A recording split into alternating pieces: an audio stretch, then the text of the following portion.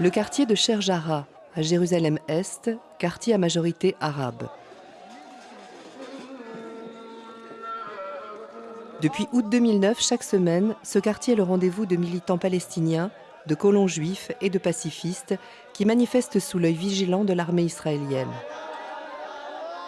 53 personnes faisant partie de 2 familles palestiniennes ont été expulsées de leur maison et remplacées par des familles juives.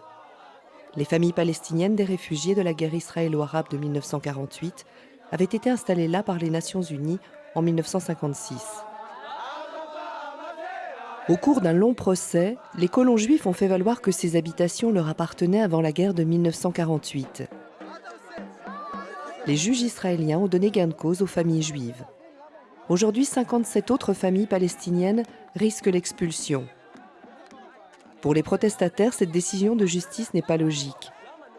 Si les Juifs peuvent revenir dans leur maison d'avant 1948, alors pourquoi pas les Palestiniens ? Ces expulsions à Jérusalem ne sont que l'un des aspects du problème des réfugiés palestiniens. Au cœur de ce différend, une résolution des Nations Unies de 1948 reconnaît un droit au retour aux Palestiniens. Cependant, Israël interprète les choses différemment.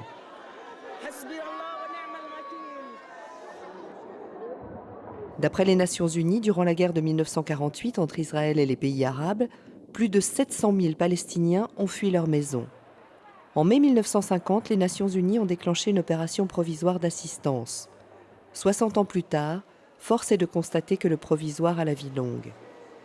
Actuellement, la communauté internationale verse une aide de 800 millions de dollars par année afin de venir en aide à 4,7 millions de réfugiés palestiniens.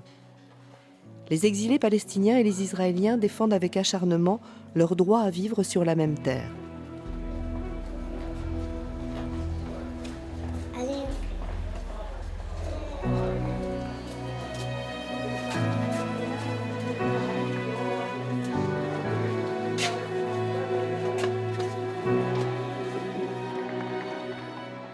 Lors de la chute de l'Empire ottoman, à la fin de la Première Guerre mondiale, la Palestine a été placée sous mandat britannique par la Société des Nations.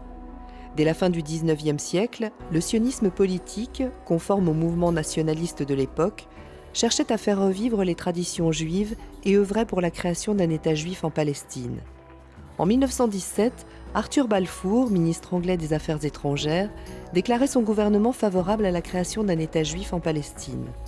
Aujourd'hui, la plupart des Arabes de la région pensent que la déclaration Balfour est à l'origine du conflit actuel.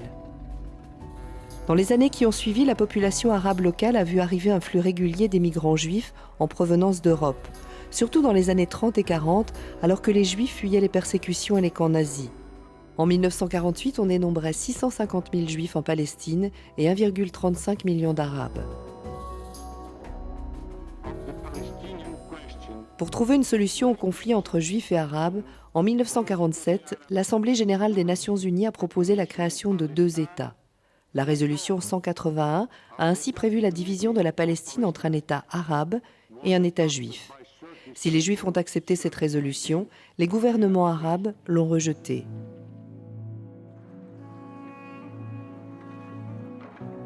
« 15 mai 1948, soit un jour après la proclamation de l'indépendance de l'État d'Israël par le mouvement sioniste, les forces britanniques, ruinées par la guerre et harcelées par les insurgés juifs, se sont retirées de Palestine. Ce même jour, la guerre éclate avec les États arabes voisins. Ce que les Israéliens ont appelé la guerre d'indépendance est devenu pour les Palestiniens la Nakba, le désastre, alors que plus de 700 000 d'entre eux fuyaient. Aujourd'hui, Israéliens et Palestiniens sont toujours en désaccord sur les causes de l'exode palestinien. Shlomo Ben-Ami, ministre israélien des Affaires étrangères dans le dernier gouvernement travailliste d'Ehud Barak et négociateur de paix, explique les raisons de cet exode.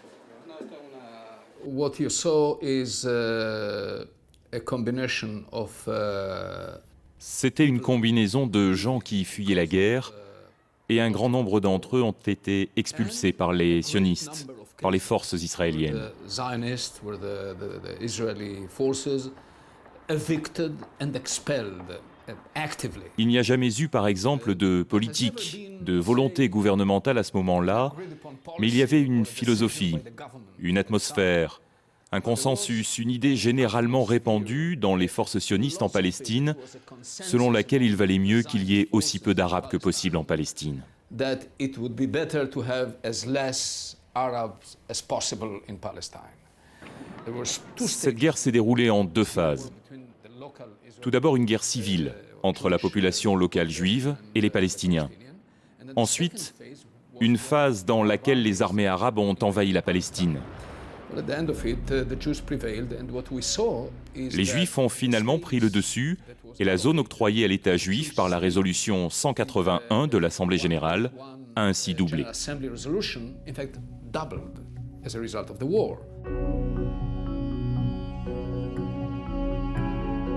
Suite à la victoire de l'armée israélienne et à l'exode des Palestiniens, les Nations unies ont adopté la résolution 194, selon laquelle il y a lieu de permettre aux réfugiés qui le désirent de rentrer dans leur foyer le plus tôt possible et de vivre en paix avec leurs voisins. Cette formulation a donné lieu à toutes sortes d'interprétations en fonction des intérêts des uns et des autres. Alors qu'il était évident que les 700 000 réfugiés palestiniens n'allaient pas rentrer chez eux de sitôt, les Nations unies ont créé un nouvel organisme, l'Office de secours et de travaux des Nations unies pour les réfugiés de Palestine dans le Proche-Orient, que l'on désigne par l'acronyme anglais UNRWA. Cette agence qui subvient aux besoins en matière de santé, d'éducation et d'aide humanitaire a commencé ses activités en mai 1950, il y a de ça 60 ans, et continue à ce jour. Son sort est lié à celui des réfugiés et à une solution politique.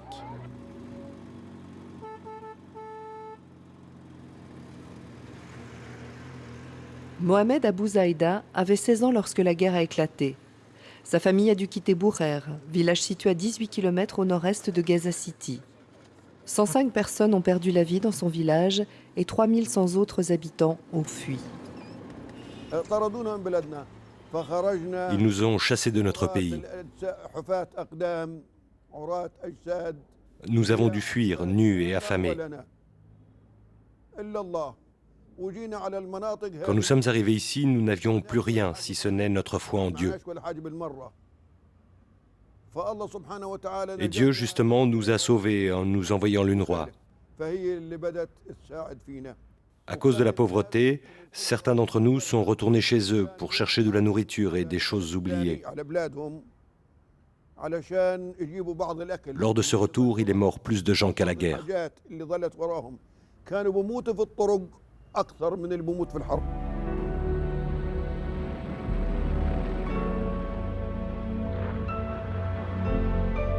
En 1967, la guerre des 6 jours entre Israël et l'Égypte a vu également l'engagement de la Syrie et de la Jordanie. Selon les Nations unies, 340 000 autres Palestiniens ont été déplacés, certains pour la deuxième fois.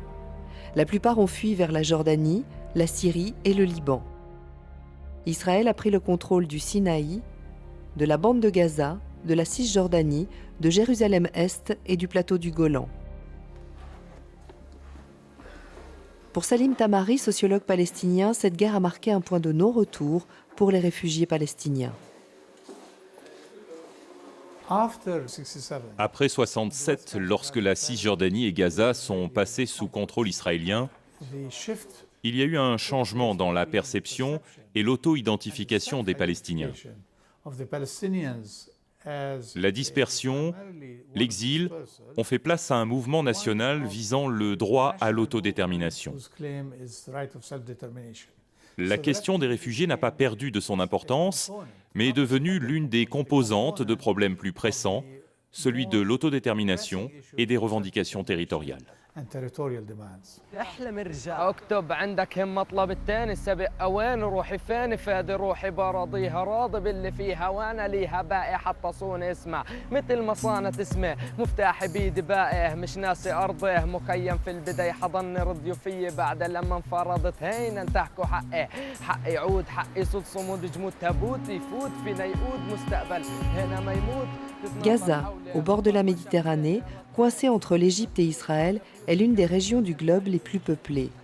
1,5 million de Palestiniens vivent sur cette étroite bande de terre, 6 fois plus grande que Manhattan. Pour les 3/4, la population est composée de réfugiés vivant dans des camps qui dépendent de l'UNRWA. En 2005, Israël, qui avait annexé Gaza après la guerre de 1967, a retiré ses troupes et ses colons, mais continue d'exercer une surveillance étroite sur tout ce qui s'y passe. 2 ans après ce retrait, des élections ont eu lieu à Gaza et le groupe islamiste Hamas a été porté au pouvoir. Inquiet par le programme politique du Hamas et les tirs de roquettes depuis Gaza, Israël a alors intensifié son blocus économique. Depuis qu'il a fui la guerre de 1948 avec sa famille, Mohamed Abou Zaïda, 78 ans, vit à Jabalia, le plus grand camp de réfugiés de Gaza. Il tient à ce que les générations suivantes n'oublient jamais ce qui a été perdu. Avec d'autres personnes de sa génération, il a réalisé une carte détaillée de chaque rue, maison et terrain de son village de Bourer d'avant 1948. Mais pour les habitants de Gaza, le rêve d'un État a laissé la place à la réalité de la survie quotidienne.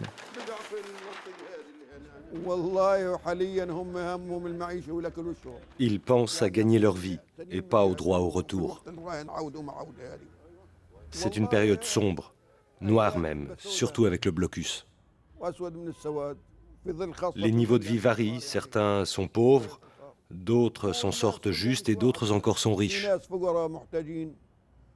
La majorité vit toutefois dans de mauvaises conditions.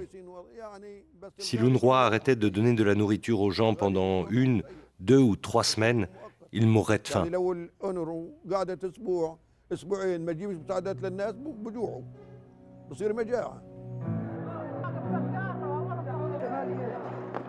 L'UNRWA aide les réfugiés de Gaza depuis 1950. En décembre 2008, au cours de l'offensive israélienne destinée à stopper les tirs de roquettes des militants du Hamas, le bâtiment, l'entrepôt et les écoles des Nations Unies ont été bombardés. I'm just appalled. I'm not able to describe how I'm feeling, having seen this site of the bombing of the United Nations. Pour Israël, les infrastructures des Nations Unies n'étaient pas visées. Ces forces ne faisaient qu'exercer leur droit de légitime défense. Selon l'UNRWA, 325 000 réfugiés n'arrivent pas à subvenir à leurs besoins de base et dépendent de l'aide alimentaire. 350 000 autres risquent de s'ajouter à ce nombre, ce qui accroît la pression sur l'UNRWA. Les véhicules des Nations Unies transportant nourriture et médicaments sont autorisés à traverser 1 fois par jour la frontière d'Israël vers Gaza. Les relations de l'UNRWA avec Israël sont pour le moins délicates. Nos rapports avec les Israéliens sont complexes, car d'une part, nous devons absolument avoir une bonne relation de travail avec eux, et d'autre part, je dois témoigner de la brutalité de ce blocus, dont les effets sont dévastateurs. Nous devons à la fois protéger les réfugiés et leur apporter nourriture et éducation, ce qui implique de faire passer des marchandises au travers du blocus. Notre action est donc très délicate. Parfois nous parvenons à nos fins, parfois nous échouons. Environ 208 000 enfants réfugiés vont dans les écoles de l'UNRWA à Gaza. De l'avis de beaucoup, cet enseignement laïque s'est révélé être, dès le début, une réussite. Mais avec l'explosion démographique, les écoles doivent maintenant organiser des classes alternées afin de recevoir tous les élèves. Nial, 9 ans, réfugiée de la 3e génération, fait partie de ces élèves. Elle et sa famille vivent à Rafah, à la frontière entre Gaza et l'Égypte. Son grand-père, Ahmad Abou Jazar, né en 1918, avait 30 ans lorsque la guerre a éclaté. Chaque membre de sa famille reçoit 10 $ par mois de l'UNRWA. Mais comme l'explique Abou Jazar, ce n'est pas assez pour une famille de 18 personnes. Il veut qu'ils n'oublient jamais qu'autrefois ils étaient indépendants et qu'ils ne renoncent jamais à leur droit au retour. Nous apprenons à nos enfants et aux enfants de nos enfants ce qu'ils doivent savoir sur notre retour. Je jure devant Dieu que si on nous donnait Washington ou l'État du Texas pour un mètre de la Palestine, je refuserais. D'autres sont plus nuancés sur le droit au retour et certains modérés ne ferment pas la porte aux négociations, même si ce n'est pas ouvertement dit. Je ne dirais pas que l'amélioration des conditions de vie des réfugiés leur fera renoncer à leur droit au retour. C'est un droit sacré pour les Palestiniens. Certains remettent même en question le patriotisme de ceux qui sont prêts à y renoncer. J'imagine que, dans le cadre d'un règlement global, beaucoup de Palestiniens seraient prêts à être beaucoup plus tolérants en ce qui concerne le droit au retour et la relocalisation des réfugiés palestiniens. La position officielle du Hamas sur ce point est claire. Pas de règlement global sans le droit au retour.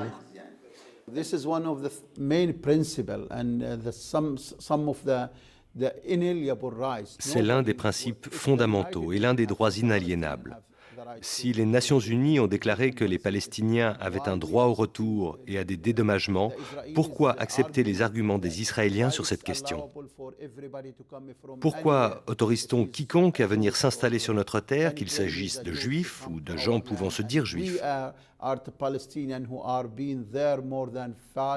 Nous sommes palestiniens, nous habitons ici depuis plus de 5000 ans et nous ne pouvons pas revenir sur notre terre. C'est une terre sainte sur laquelle les prophètes ont marché et elle appartient à toutes les religions d'Abraham.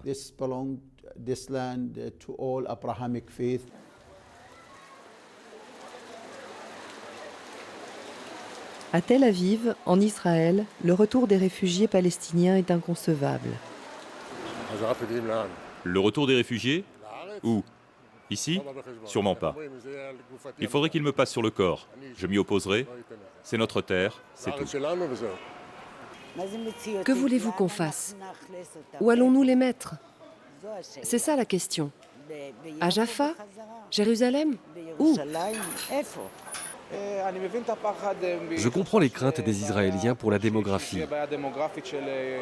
S'il y avait trop d'Arabes, cela irait à l'encontre de la judéité de l'État et de l'identité du pays. Mais cela fait partie du processus de paix. Je pense donc que le compromis serait un État juif et un État arabe. Shlomo Gazit, major général à la retraite, a été le premier coordinateur israélien dans les territoires palestiniens occupés avant de devenir chef des renseignements militaires israéliens. Il s'agit en quelque sorte d'une menace idéologique. Israël n'est pas un pays comme les autres. Il a été bâti pour être le seul centre juif au monde.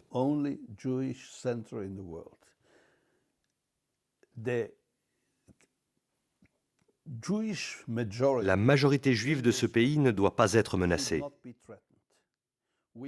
Nous avons déjà environ 22 ou 23% d'Arabes, de Palestiniens vivant en Israël.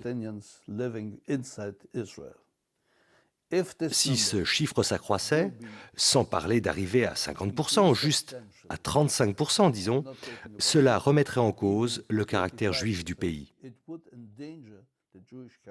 Et je ne suis pas sûr de vouloir vivre dans un tel pays.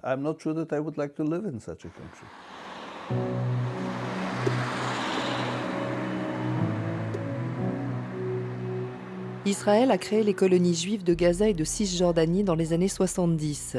En 1987, la population palestinienne, de plus en plus frustrée par l'occupation, s'est soulevée en masse lors de l'intifada.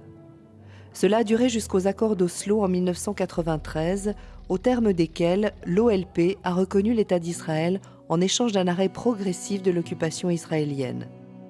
C'est à ce moment-là qu'a été créée l'Autorité nationale palestinienne. Les Palestiniens ont ainsi pu contrôler les principales villes. Israël a conservé la maîtrise de la plus grande partie de la vallée du Jourdain, des territoires autour des colonies israéliennes et de Jérusalem. L'occupation s'est poursuivie. Mais pour Shlomo Ben-Ami, si la judéité d'Israël est menacée, cela peut changer la donne. The Israeli side has an obsession. Les Israéliens sont obsédés par la judéité de leur État. Si on demandait à un Israélien ce qui est le plus dangereux pour l'existence d'Israël, une bombe iranienne ou une dilution de la judéité de l'État dans un État binational, Il se peut qu'ils répondent que la seconde option est le scénario du jugement dernier. Lorsque le sionisme dans l'histoire du mouvement a dû choisir entre plus de terres avec moins de juifs ou moins de terres avec plus de juifs, il a toujours opté pour la seconde possibilité. Et c'est bien ce que démontre le désengagement de Gaza.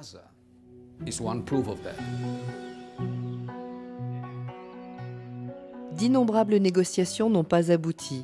Fin 2000, après l'échec du sommet de Camp David, le président Clinton a proposé des paramètres de négociation sur la création d'un État palestinien basé sur les frontières de 1967, la partition de Jérusalem, la recherche d'une solution pour les colonies juives et les réfugiés palestiniens.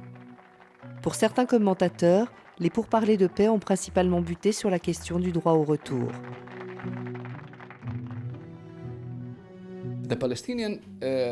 La position palestinienne au cours des négociations a toujours été celle-ci.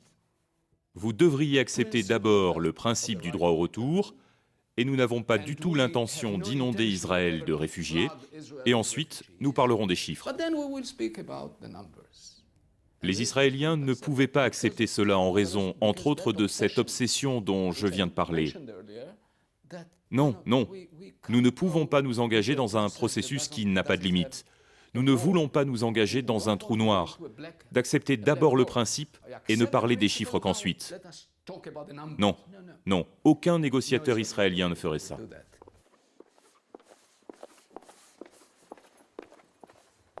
Choufat est le seul camp de réfugiés de Cisjordanie occupé qui se trouve dans la municipalité de Jérusalem.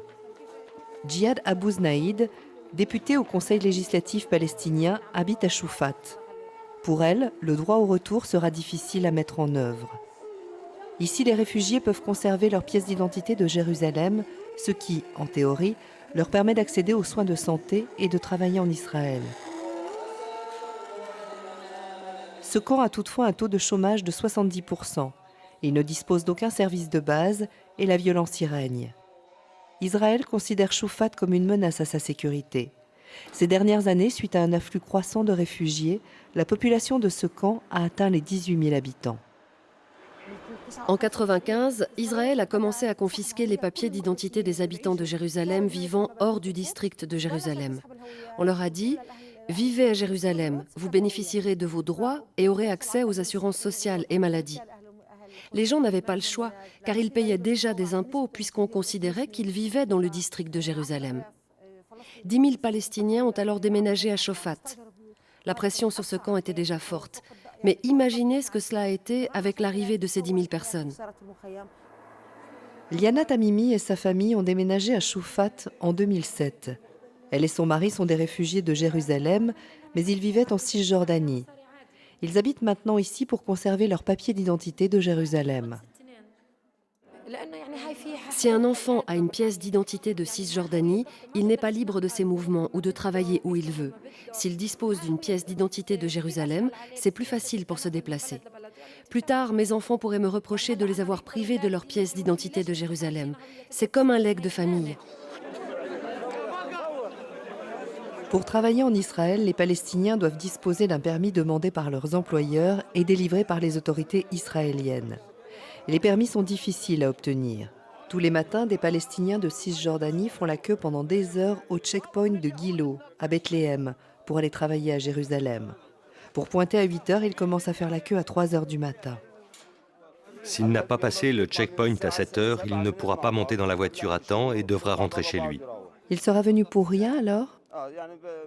Oui. Dans ce cas, il dépense de l'argent pour rien. Dans mon cas, par exemple, il arrive que le patron me demande pourquoi je ne suis pas venu un certain jour et je lui explique que mon retard est dû au checkpoint. Pas de problème. Le patron parfois retient 2 ou 3 jours de salaire en fin de mois. Parfois, il ne retient rien, ça dépend. Suite à une recrudescence d'attentats suicides meurtriers, Israël a construit un mur de 703 km de long en Cisjordanie et a mis en place un système de barrages routiers et de checkpoints. Les attentats ont quasiment cessé, mais le mur rend la vie de plus en plus difficile pour les Palestiniens de Jérusalem-Est et de Cisjordanie. Lex Stackenberg, expert en droit international travaillant auprès des Nations Unies, explique que ce mur n'est pas qu'une mesure de sécurité. C'est aussi le symbole de deux États dirigés par un seul gouvernement.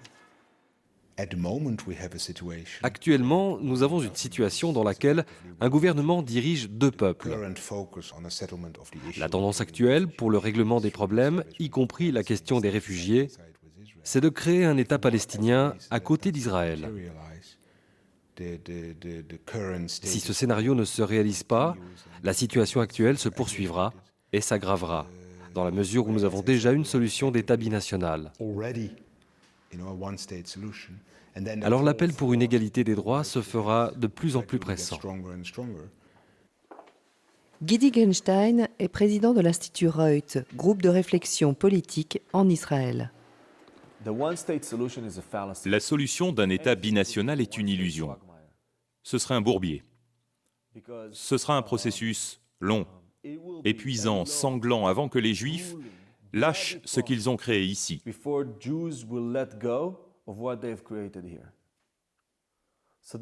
Il n'y a donc pas de solution d'État binational.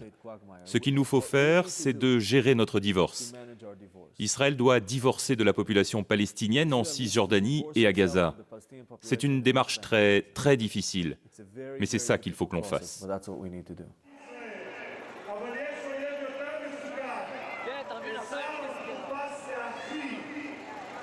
Un divorce réussi permettrait la création d'un État palestinien distinct et viable. Pour les éléments les plus radicaux de la société israélienne, cette solution n'est pas acceptable. Les colons pensent en effet qu'ils ont un droit donné par Dieu sur leur terre sainte, la Judée et la Samarie, nom officiel israélien pour désigner la Cisjordanie.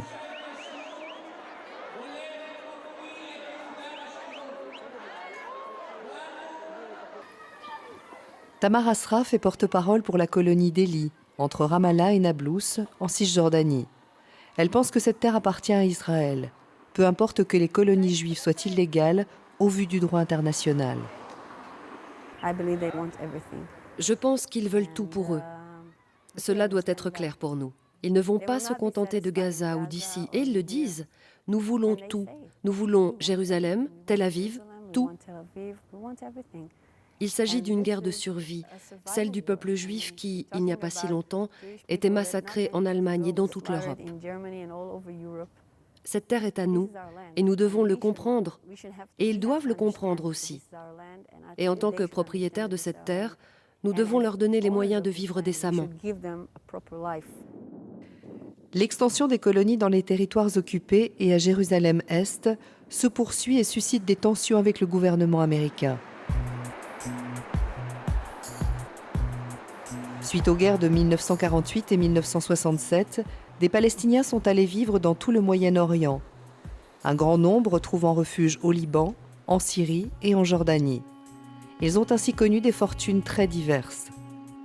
Le Liban, à la fois chrétien et musulman, dispose d'un système politique basé sur le partage du pouvoir entre 18 communautés religieuses. Les Libanais ont vécu l'arrivée de réfugiés sunnites palestiniens en 1948 et 1967 comme une menace pour l'équilibre politique et démographique fragile du pays. Le Liban, petit pays densément peuplé avec ses 4 millions d'habitants, compte officiellement 410 000 réfugiés palestiniens qui vivent principalement dans des camps. Ils ne bénéficient pas de la citoyenneté libanaise ou des droits de base, comme celui d'exercer leur profession, qu'ils soient docteurs, avocats ou ingénieurs.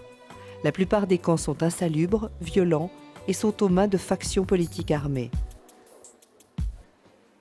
Rami Khoury, citoyen palestino-jordanien et américain, est directeur de l'Institut Issam Fares à l'Université américaine de Beyrouth. Il dit que tout le monde est armé au Liban, mais pour les Palestiniens, les armes représentent une mesure de sécurité. Seul un accord politique entre toutes les factions pourrait les désarmer. Historiquement, les habitants des camps devaient être armés pour se protéger, car sinon ils étaient attaqués par les Israéliens, les Libanais, par d'autres Palestiniens, d'autres Arabes. Depuis des années, les confrontations ont été nombreuses et terribles.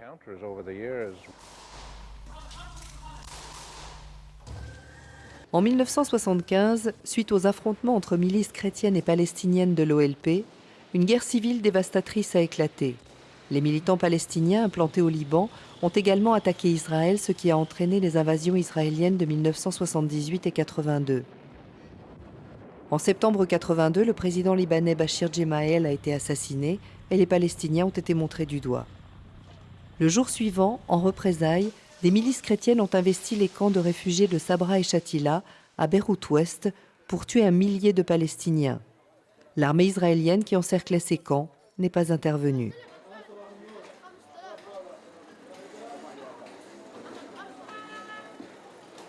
Presque 30 ans plus tard, les dissensions internes sont loin d'être oubliées à Shatila. Impossible de s'y promener librement. Il faut un guide pour éviter de pénétrer sans autorisation sur le territoire d'une faction rivale. Les maisons sont humides et surpeuplées, les enfants sont sous-alimentés et beaucoup souffrent d'anémie. Ici, comme dans chaque camp, l'UNRWA dispose d'un centre médical équipé pour les soins de base uniquement.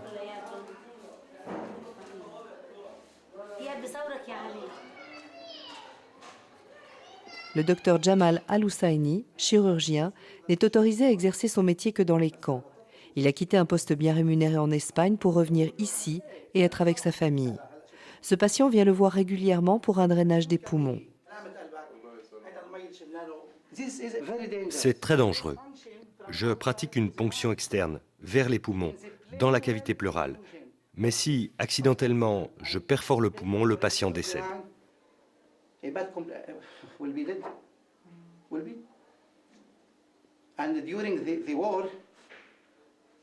Pendant la guerre, il n'y avait pas d'hôpital dans notre camp et j'ai pratiqué cette opération pour tous les patients. Certains sont morts et d'autres ont survécu. C'est notre devoir de faire ce travail. Si je l'envoie à un hôpital libanais, ça va lui coûter 5 000 $.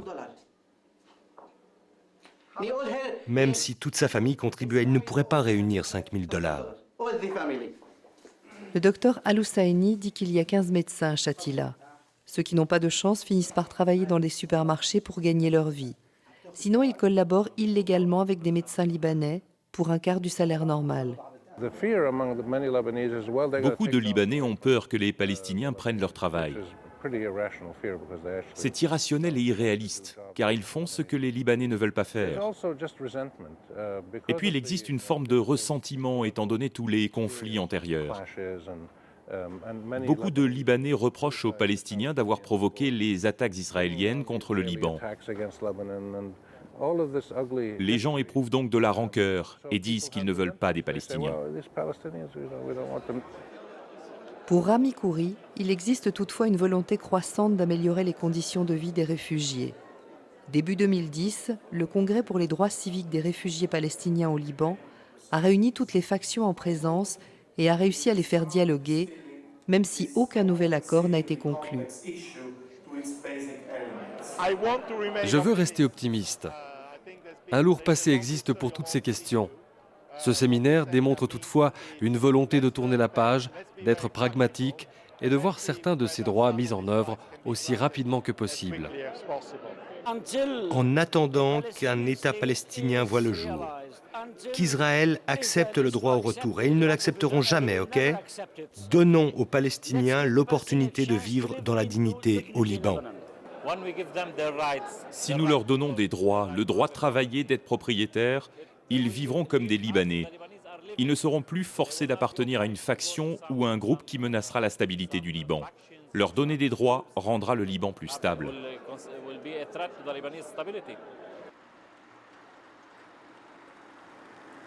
Les camps de réfugiés sont toutefois devenus des bases servant aux extrémistes islamiques du monde entier. En mai 2007, le Liban a connu les combats les plus acharnés depuis la guerre civile. Nar el-Bared, camp de réfugiés dans le nord du pays, a été le théâtre de violents affrontements entre l'armée libanaise et le Fatah al-Islam, groupe djihadiste. Au cours des 15 semaines de combat, 95% du camp a été détruit et 27 000 Palestiniens ont fui. Les réfugiés disent qu'ils ne connaissaient même pas les combattants du Fatah al-Islam. Pour Sari Hanafi, professeur de sociologie à l'université américaine de Beyrouth, la plupart des militants du Fatah al-Islam étaient des étrangers et non des Palestiniens locaux. Il n'y avait que 4 personnes de Nahr el-Balad. Les autres venaient d'ailleurs. Il s'agissait de Libanais, c'était le groupe le plus important, de Saoudiens, de Tunisiens, de Palestiniens de Syrie. Comment ont-ils pu trouver refuge dans ces camps? Parce que les autorités libanaises les considèrent comme des lieux de non-droit. Ces endroits sans réglementation urbaine où les gens sont privés de droits sont comparables aux montagnes de Kandahar ou du Yémen.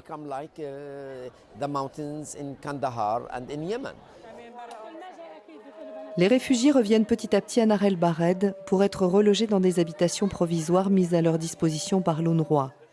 Ils sont attachés à ce camp qui représente leur lien avec la Palestine. Ils vivent ici depuis qu'ils ont fui la guerre de 1948.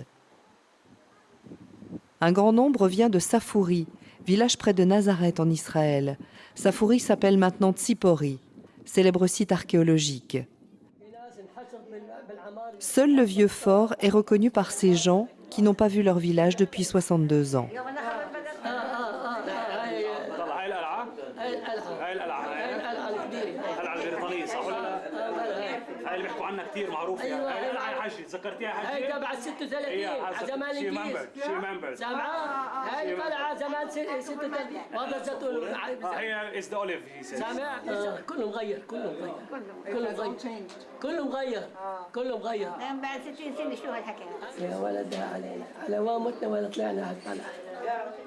شفت انا صابتني جلطه راح تصيبني جلطه انا زلمه عصبي اذا شفت الشوفه بدها يمكن شهرين 3 اظل افكر فيها والليله ما انا عارف انام. Si le concept du droit au retour a été ignoré, voire déformé en Israël, au Liban, la situation des Palestiniens a été totalement récupérée par les forces politiques.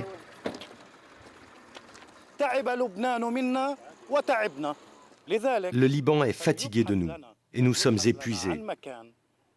C'est pourquoi on doit nous trouver un endroit proche de la Palestine, et j'insiste sur ce point, proche de la Palestine. Un pays qui n'utiliserait pas la démographie pour contrer les Palestiniens. Par exemple, pourquoi ne pouvons-nous pas vivre en Jordanie? Pourquoi ne pouvons-nous pas habiter à Rafah, en Égypte, à la frontière avec Gaza? Le Liban serait tranquille et nous aussi. Le droit au retour est diversement interprété. Par exemple, quand les Palestiniens du Liban demandent un droit au retour, c'est une façon de dire aux autorités libanaises « Écoutez, notre présence ici est provisoire. Donnez-nous des droits civiques et socio-économiques, car nous ne sommes ici que de passage, et lorsqu'une solution sera trouvée, nous disparaîtrons. »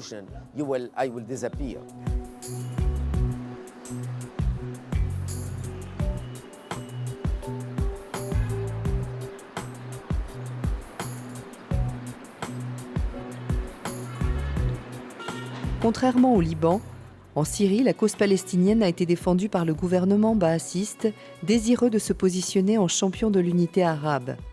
Le demi-million de réfugiés palestiniens vivant en Syrie a les mêmes droits que les Syriens, sans toutefois bénéficier de la citoyenneté. La Syrie, ennemi le plus implacable d'Israël, est restée meurtrie par la perte du plateau stratégique du Golan au cours de la guerre de 1967. Elle accueille certains groupes militants opposés à Israël et a été accusée par les USA de leur fournir des armes sophistiquées. Alors que le gouvernement et l'opinion publique sont traditionnellement pro-palestiniens, des analystes politiques comme Sami Moubayed disent que les choses changent. Nous n'essayons plus de parler au nom du peuple palestinien, en tout cas au niveau gouvernemental. Les gens de la rue, quant à eux, ressentent un certain dégoût, particulièrement à cause du conflit entre le Hamas et Fatah, que je regrette, car j'appartiens à une génération qui a beaucoup soutenu la cause palestinienne. Les gens se demandent pourquoi se préoccuper de cette question si les Palestiniens ne peuvent pas résoudre leurs propres problèmes et sont lancés dans une mini-guerre civile.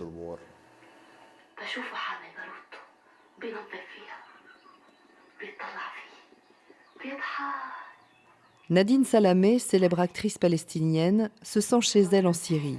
Elle est née au Liban et avait à peine 3 ans quand sa famille est venue à Damas. En 82, en se rendant en Syrie, son père militant de l'OLP a été selon elle kidnappé par une faction libanaise. Depuis, personne n'a eu de nouvelles de lui. Une fois, j'ai tourné dans une série télé sur l'exode palestinien. Dans la dernière scène, la mère, Kadra, rencontre son fils, Rushdie, qu'elle n'a pas vu depuis 30 ans. Mon père a été kidnappé par une faction libanaise et livré aux Israéliens en 1982. Je ne l'ai pas vu depuis 28 ans.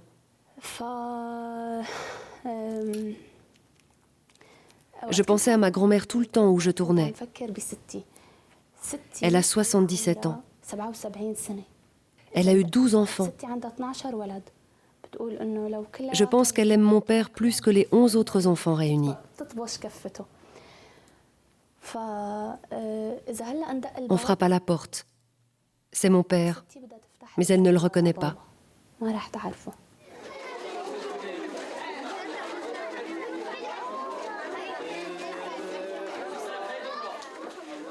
Nadine fait un tour à Naïrab, l'un des camps les plus pauvres au nord de la Syrie. Quand Nadine est à Naïrab, tout le camp est en émoi. C'est ici que les Alliés avaient leur baraquement pendant la Seconde Guerre mondiale. 4500 réfugiés sont venus ici en 1948. Aujourd'hui, ils sont 19 000 à y vivre et certains habitent encore dans des logements d'origine. Il n'y a pas d'assainissement. Les rues sont trop étroites. Les gens se frôlent dans les ruelles. Comme vous voyez, le linge sèche dehors. Le traitement des eaux usées est défaillant. Ce ne sont pas des conditions décentes pour les familles. Les toits sont en tôle. Ces gens manquent de tout. À la recherche de meilleures conditions de vie, Iyam Hassan, 45 ans, a quitté le Liban pour venir ici il y a 4 ans. Adolescente, Iyam avait la chance rarissime de pouvoir se rendre à la maison de ses parents, dans le nord d'Israël. Nous avons passé la frontière et nous avons vu les champs de coton en fleurs. De voir ça, je me sentais, je ne sais pas. Je souhaite à chaque Palestinien de passer la frontière pour mourir sur cette terre. Nous sommes arrivés et avons vu la terre rouge. Les avocatiers portaient tant de fruits qu'ils devaient leur mettre des tuteurs pour ne pas qu'ils tombent. J'ai dit à ma mère qu'il n'aurait pas dû quitter la Palestine. Elle m'a dit « Tu ne sais pas combien nous avons souffert ».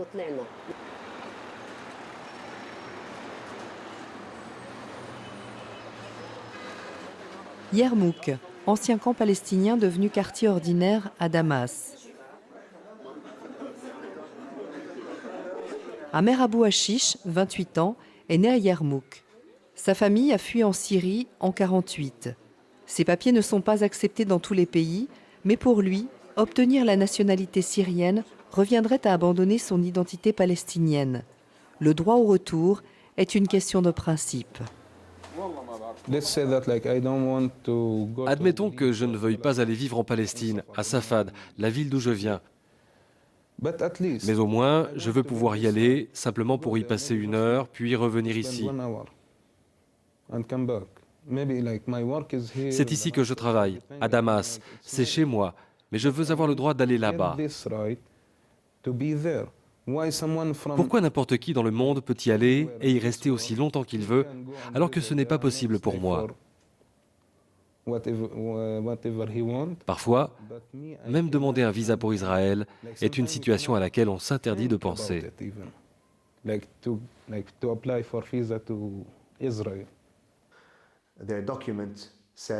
Sur leur papier, on peut lire « Réfugiés palestiniens vivant provisoirement en Syrie ». Ce n'est pas leur pays, et cela ne sera jamais accepté, ni par l'opinion publique, ni par les Palestiniens, ni par le gouvernement. Ils sont ici de passage, en transit, jusqu'à ce qu'ils puissent rentrer chez eux.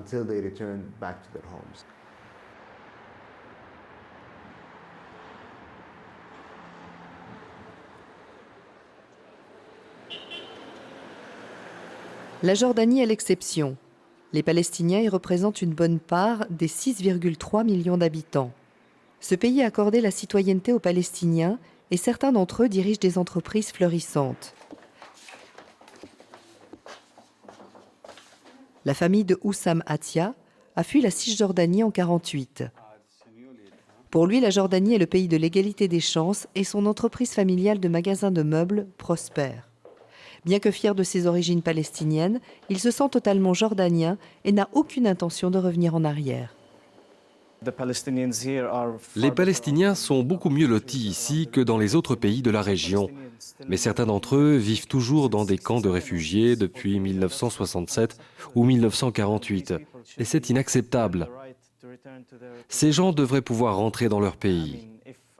Si j'en avais la possibilité, j'y réfléchirais peut-être. Mais honnêtement, je suis très bien ici. Je pense quand même que tout le monde devrait pouvoir rentrer.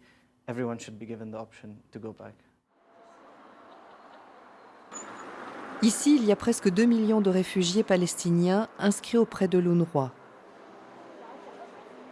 La Jordanie a contrôlé la Cisjordanie et Jérusalem-Est de 1950 à 1967 et les Palestiniens qui y vivaient ont automatiquement obtenu la citoyenneté jordanienne. Cependant, depuis 2004, la Jordanie a commencé à retirer la citoyenneté à certains résidents de Cisjordanie. L'ONG Human Rights Watch, dans un rapport paru cette année, explique que 2700 Palestiniens ont déjà perdu leur nationalité et des milliers d'autres pourraient suivre.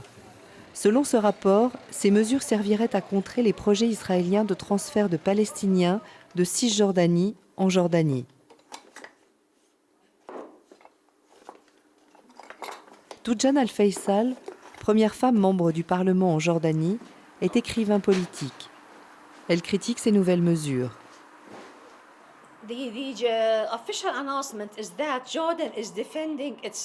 Officiellement, la Jordanie défend son droit à ne pas devenir une patrie de substitution. Personne ne veut cela, car ce serait non seulement trahir la Jordanie, mais également trahir la Palestine. Ils disent que ce serait les établir une fois pour toutes dans notre pays, au lieu de leur accorder le droit au retour. Mais certains sont jordaniens par la Constitution. Et même si Israël est forcé d'accepter le droit au retour des réfugiés, seuls quelques-uns reviendront. Tous ceux qui sont partis dans d'autres régions du monde ne reviendront pas forcément. En d'autres termes, cela ne changera rien sur le fait de qui reste en Jordanie et qui en part.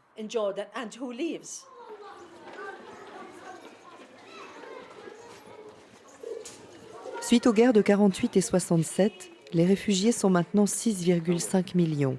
Le droit au retour reste prôné par le droit international, mais semble toujours plus difficile à mettre en œuvre.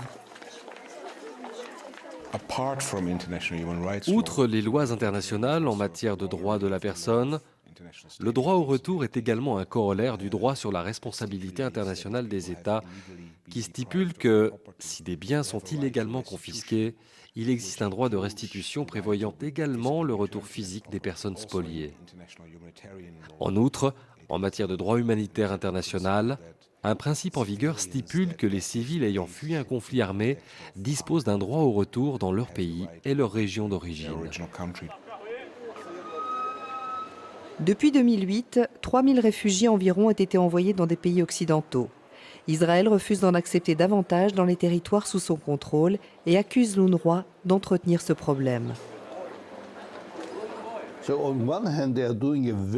D'un côté, leur action humanitaire est très importante et très positive. Qu'il s'agisse de fournir des abris, du travail, une éducation, des traitements médicaux, de la nourriture. Mais d'un autre côté, ils sont catastrophiques car ils font durer le problème. Ils empêchent une solution normale à ce problème. Que serait une solution normale à ce problème? La même que pour tous les réfugiés dans le monde. Soit les réfugiés sont intégrés, soit ils partent quelque part dans le monde trouver la solution à leurs problèmes. L'UNRWA est l'une de ces institutions absurdes créées par la communauté internationale pour perpétuer un problème qui compromet la sécurité et la stabilité internationale. Peu importe ce que l'UNRWA symbolise, nous ne demandons pas mieux que de fermer boutique. Nous voudrions une solution à la question des réfugiés. Il faut donner la priorité à une solution, il ne faut pas reléguer cette question à un statut final problématique. La question des réfugiés doit être négociée en priorité et le plus vite possible. La solution politique reste hors d'atteinte et 4,7 millions de réfugiés palestiniens dépendent directement ou indirectement de l'aide étrangère. Il est donc peu probable que l'UNRWA cesse ses activités dans un proche avenir. Malgré les exemples jordaniens et syriens, la majorité des réfugiés pensent que s'ils renoncent à leur droit au retour et acceptent la nationalité d'autres pays, il en sera fini du rêve d'une Palestine indépendante. Le problème des réfugiés est à la base du nationalisme palestinien. C'est la philosophie fondatrice de défense, l'appel pour la fin de l'occupation, la restitution des droits qui ont été violés, etc. Je pense donc qu'il est extrêmement difficile à ce mouvement de renoncer au droit au retour. To waive the right of return.